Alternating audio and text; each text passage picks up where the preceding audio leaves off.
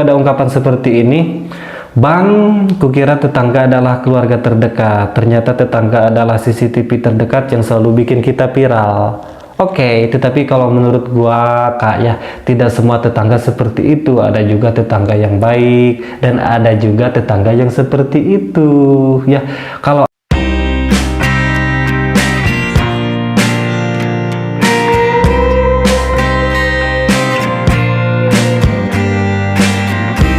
Oke guys, jumpa lagi dengan gua di acara sharing. Kali ini kita akan meng-sharingkan ungkapan-ungkapan penderita tetangga banyak bacot. Di sharing pertama ada ungkapan seperti ini, Bang, di kampung gua banyak emak-emak yang pandai menilai anak orang lain, tapi tidak pandai dengan menilai anaknya sendiri. Di kampung lu banyak gak, Bang?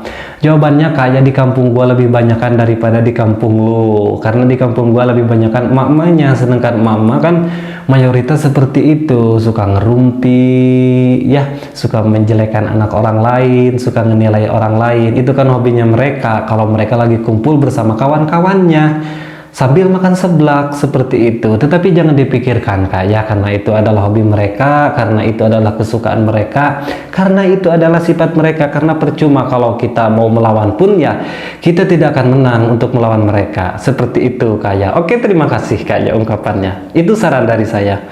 Kita lanjut ke sharing yang kedua. Di sharing yang kedua ada ungkapan seperti ini, Bang, kukira tetangga adalah keluarga terdekat, ternyata tetangga adalah CCTV terdekat yang selalu bikin kita viral.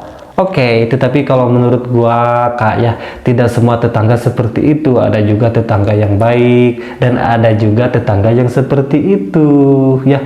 Kalau abang ya, kalau kakak ya, kalau kakak punya tetangga seperti itu ya, tolong untuk dijauhi. Carilah tetangga yang baik hati, jangan bermain dengan tetangga yang kurang baik, apalagi menjadi CCTV hidup kita.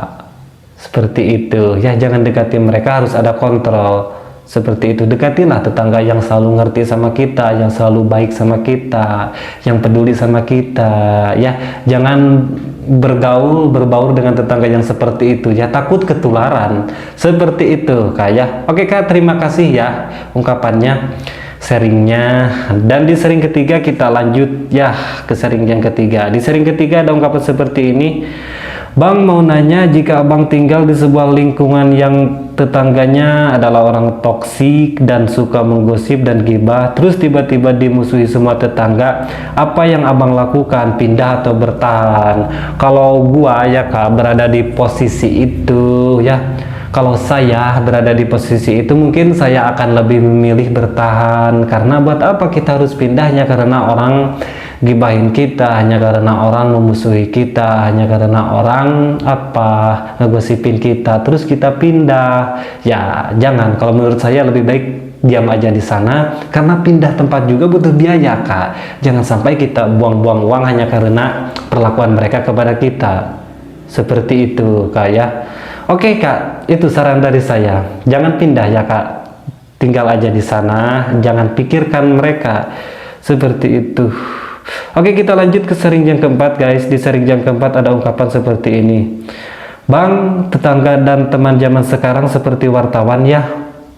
Iya Kak, kebanyakan seperti itu sih ya, karena di zaman ini tuh ya zaman dimana semua orang menggunakan media sosial. Seperti itu, mereka kalau mau ngerumpi pun ngerumpinya di Facebook, di WA gitu. Mereka men-share informasi keburukan kita itu, tetapi ya itu bagi teman-teman dan tetangga-tetangga yang seperti wartawan. Tetapi ada juga yang baik gitu ya. Tidak semua tetangga faktanya seperti itu Kak ya. Ini buat tetangga dan teman seperti wartawan aja. Mereka suka ngerumpi di WA Kak tuh ya, di WA terus sambil bacotin seblak, terus sambil bacotin kita juga sih. Seperti itu, ngerumpinya itu di WA Kak. Kalau Kakak mau tahu, Kakak hack aja WA mereka kalau Kakak punya nomornya. Seperti itu. Oke Kak, terima kasih ya, terima kasih ungkapannya. Kita lanjut ke sharing yang kelima. Di sharing yang kelima ada ungkapan seperti ini, Bang, mau tanya, itu yang suka gibah gosipin tetangganya sampai cari info sana sini, kepo kayak orang gila, emangnya digaji berapa ya kalau UMR mau join? Gak tahu sih Kak, coba Kakak tanyain aja sama mereka gitu ya. Saya juga kalau digaji mah, kalau UMR saya juga mau join Kak, soalnya saya lagi butuh uang. Ya, coba kakak tanyain sama mereka kalau ada gajinya, kasih info ya sama saya nanti. Oke, kak, terima kasih ya. Kita lanjut guys ke sering yang ke-6. Di sering yang ke-6 ada ungkapan kakak yang seperti ini. Bang, percayalah tetangga yang suka jelekin kita adalah tetangga yang pas nginjem duit gak dikasih.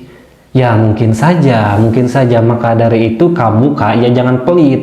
Kalau tetangga minjem duit itu ya kakak kamu harus kasih kak ya, kakak harus kasih, jangan pelit. Kalau pelit ya itu resikonya, kamu akan digosipin, kamu akan dijelekin. Kalau kamu tidak mau dijelekin ya kamu harus baik sama mereka.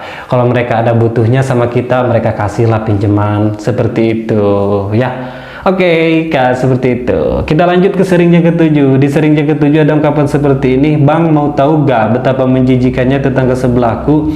Dia selalu merendahkanku, padahal tiang atap rumahnya sendiri bergantung pada tonggak rumahku. Kalau saja aku jahat seperti dia, bang, mungkin sudah kurobohkan atapnya itu. Sayangnya, aku tidak punya jiwa iblis seperti dia dan keluarganya.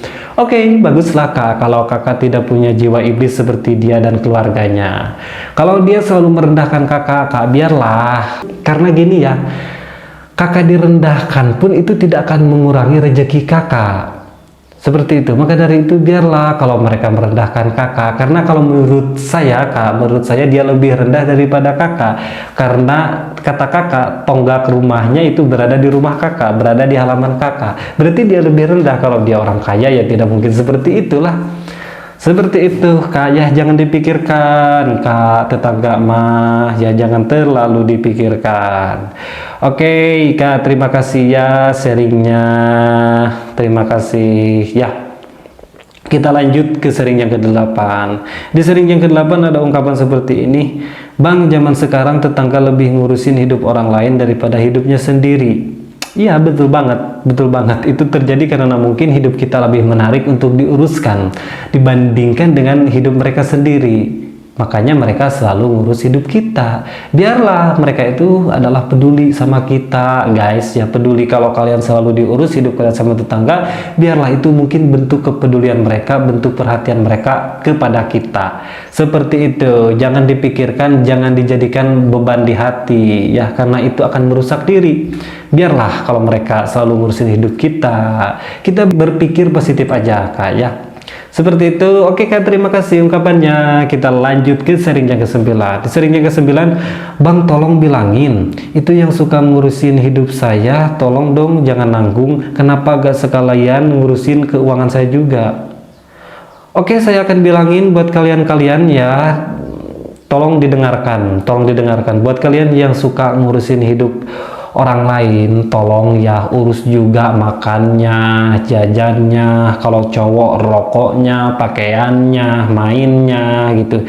Jangan nanggung, jangan hanya ngurusnya cuman bacot, tetapi urus saja makannya, uangnya, ya. Jangan sungkan-sungkan ya kalau mau ngurus, antar aja beras ke rumahnya, uang, rokok, seperti itu ya. Oke, terima kasih ya. Semoga kalian yang suka ngurus hidup orang mendengarkan ini. Seperti itu. Kita lanjut guys ke sering yang ke-10. Di sering yang ke-10 ada ungkapan yang seperti ini. Di Indonesia ngurus KTP susah, ngurus KK susah, ngurus perizinan susah, ngurus keterangan juga susah. Yang gampang cuma ngurusin hidup orang lain padahal gak diminta. Ya kan itu hobinya orang Indonesia. Tapi gak tahu ya, mungkin di Amerika juga, di Rusia ya, suka ada gak ya kira-kira warga-warga yang suka ngerumpi kayak kita gitu, kayak di Indonesia. Suka ada gak kira-kira?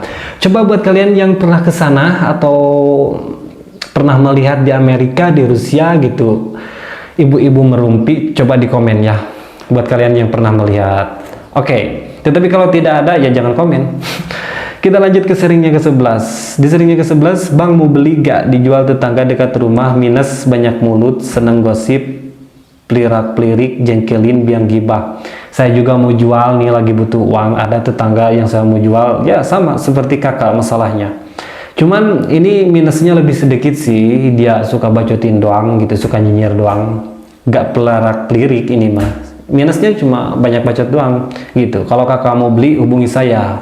Bahkan di sini harganya lebih murah dibandingkan dengan harga kakak mungkin ya. Seperti itu. Oke kak, terima kasih ya. Kita lanjut ke sering ke-12. di sering ke-12, bang, satu kata buat tetangga yang ngurusin hidup kita. Satu kata. Oke, ribet. Ribet ya. Seperti itu. Oke, terima kasih ya. Oke, terima kasih sharingnya buat kalian-kalian yang telah men-sharingkan. Mungkin sharing kita cukup sampai di sini ya.